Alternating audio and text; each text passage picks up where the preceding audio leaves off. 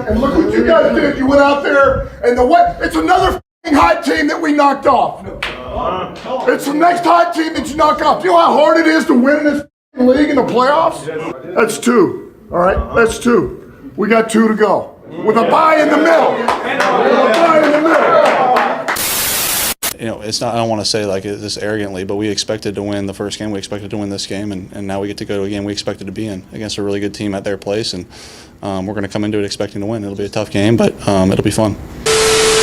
This upcoming Sunday against the 49ers, you guys are going to San Francisco to play the 49ers in Levi Stadium. I need to know the emotions. What's your immediate reactions? If I told you this was going to happen before the season started, would you be surprised? Would you be shocked? Would you be saying I'm overreacting? Would you say I'm a fool? What would be your automatic reaction to me saying, hey, y'all are going to go to the NFC Championship in the beginning of the season? Now, another thing that I really want to go about, and I got 3 things that I really want to harp on. 3 things. First of all, you guys being away. Do you guys think the quote-unquote power is going to be sucked out of you guys? Do you guys think that not having that Detroit home base is going to be a disadvantage? Because we cannot overlook the fact that that is a great thing to have. To be a home team, a Detroit-loving team, a team where the crowd was crazy, the energy was crazy, y'all were in y'all's home field, so things felt a certain way. Are you guys worried, nervous? What's the feeling about going to San Francisco? Are you guys like, we don't care? It doesn't matter. We can meet y'all anywhere. Is that the notion? Is that the energy? It seems as if Dan Campbell in these interviews seems like, yeah, he doesn't care where y'all play. It could be anywhere. It could be a backyard. It could be in the street. It does not matter where y'all play. The home field advantage is great. The fan base is great and awesome, but it does not matter where y'all play. Y'all could have played in Tampa Bay. Y'all could have played in Los Angeles and get to the Rams, and the outcome would have been the same. Is that the feeling? Is that the notion? Is that what your buddies are talking about? That it does not matter where y'all play? I need to know that in the comments. The second thing that I want to know about what you guys are feeling is how confident are you about your defense going against Brock Purdy and the playmakers? I refuse to say that the San Francisco 49ers offense is elite. And y'all let me know if I'm wrong. Be like, no, Miles, you're wrong. We actually respect Brock Purdy. No, Miles, you're wrong. He is a top quarterback in the National Football League. I need to know, like, I'm watching the Packers versus 49ers game, and it seemed as if every single time Brock Purdy wound up his arm to let it rip, an interception was on the way. Like, actually, I believe that. So do you think you guys will fare better? Do you guys think that y'all are clearly going to be able to capitalize on those opportunities? Or do you think, and I'm not saying this is going to be an easy game in the slightest, but I just want to know from defense to quarterback, do you think that the quarterback for the 49ers in Brock Purdy is going to have a time, a happy time, a good time against your defense potentially? I would say no. I saw some things in that Packers game that was disgusting. I saw dropped interceptions from the Packers. I saw a pass rush that could not get to the quarterback, and we are going to talk about Aiden Hutchinson and that defense in a little bit, but I need to know, like, is this just a simple thing of like, no, we're better than the Packers. We're clearly better than the Packers, which I agree with, to where, no, Miles, you're going to be watching a complete different game on Sunday. And so I need to know where your emotions are with Brock Purdy. I need to know if you're scared or if you're very, very comfortable. So in case you guys don't know, now you know Deebo Samuel, it looks like he's going to play. He got knocked out of that Packers game last week, but it looks as if he's definitely going to be playing. So that is going to be another weapon that's added to the carousel. And it seems as if Brock Purdy threw the ball like 40 times. That's how many times he threw the ball. Are you guys thinking that the game plan is going to be the same in that regard? Or do you think it's going to be more of a Christian McCaffrey kind of show? I want to know that too. And who's going to be the X factor on their team? Who's going to be the guy that you guys really, really need to stop? Is it going to be George Kittle? Is it going to be Brandon Ayuk? Is it going to be Deebo? You guys are going against an elite offense, but I still believe that the better offense is in Detroit.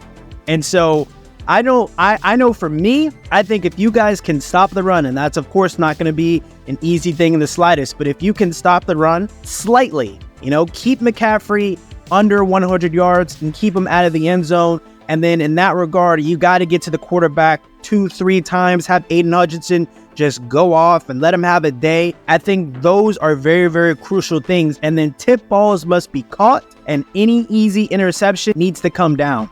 No missed opportunities. So I also think this is going to be a big game for CJ Gardner-Johnson, Kirby Joseph, and Brian Branch. Why those threes? Because those are the three that are going to be in the intermediate parts of the field. Those are going to be the guys that are going to be switching off with George Kittle, picking up a Brandon Ayuk if he's ever in the slot.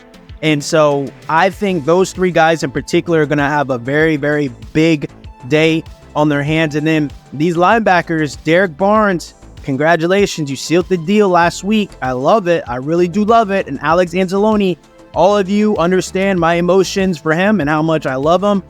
Y'all too are going to be the guys that are in charge of stopping Christian McCaffrey, or at least slowing him down, or at least getting in the way, or at least slightly making it more difficult for him.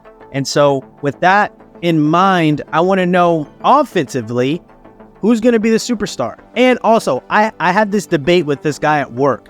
He has a huge point of contention with me having Jared Goff ranked ahead of Dak Prescott. And I was like, how are we having this discussion? How are we doing this back and forth? Do you guys agree with me, or do you guys agree with him? Because it's like, I would say that even in the biggest schemes of things, if you guys actually believe a quarterback is better, you'll say it. But Jared Goff, Dak Prescott, who's the better quarterback? I'm going to go with Jared Goff, but y'all let me know. And I'll be sure to tell my buddy if y'all agree with him or not.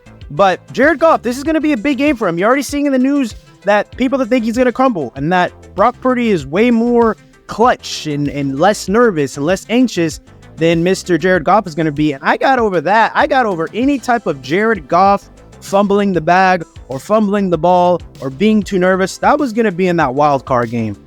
Honestly, if he didn't crumble against the Los Angeles Rams, his former team, in this new stadium with all the expectations being so high, Detroit City, everyone came out. If he didn't fumble then, if he didn't crumble then, he's not going to crumble now. I'm just there with that. That is just my point in that. So I'm ready for the Jared Goff show to happen. And then the Jahmyr Gibbs, David Montgomery duo, it continues to be such an electrifying duo. And it looks as if Mr. Ben Johnson, he's keeping things very even in this game against Tampa Bay. Jahmyr had 9 carries. David Montgomery had 10 carries. So it looks like that 50-50 split is going to continue. And I love that Sam Laporta, who is clearly bionic, who is clearly not fully human, still came out to party even after that weird injury that he had 9 receptions, 65 yards. I thought he was going to be out.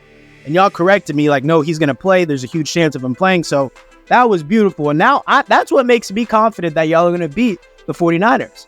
And the last thing that I want to harp on, the disgusting thing that I want to harp on is, when did y'all become bad at scoring the ball? You know what I mean? Like, when did y'all become bad at scoring? You guys know, and in case you don't know, I'll tell you guys now.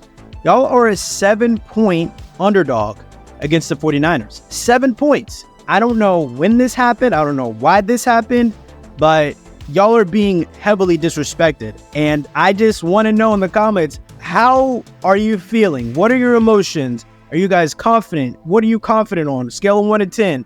What do you think is going to happen? Who's going to be the X factor for the Detroit Lions? Do you think Waymo is going to come out and have a party and they're going to implement him into the offense a little bit more? I need to know in the comments, where you guys at mentally and where you guys at spiritually. This is going to be such a massive game. If you guys win this, I just want to harp on this. If you guys win this game, you heard Panay, he's got 2 more games. Panay said 2 more games. If you guys win this, the Detroit Lions are going to the Super Bowl. Like and subscribe.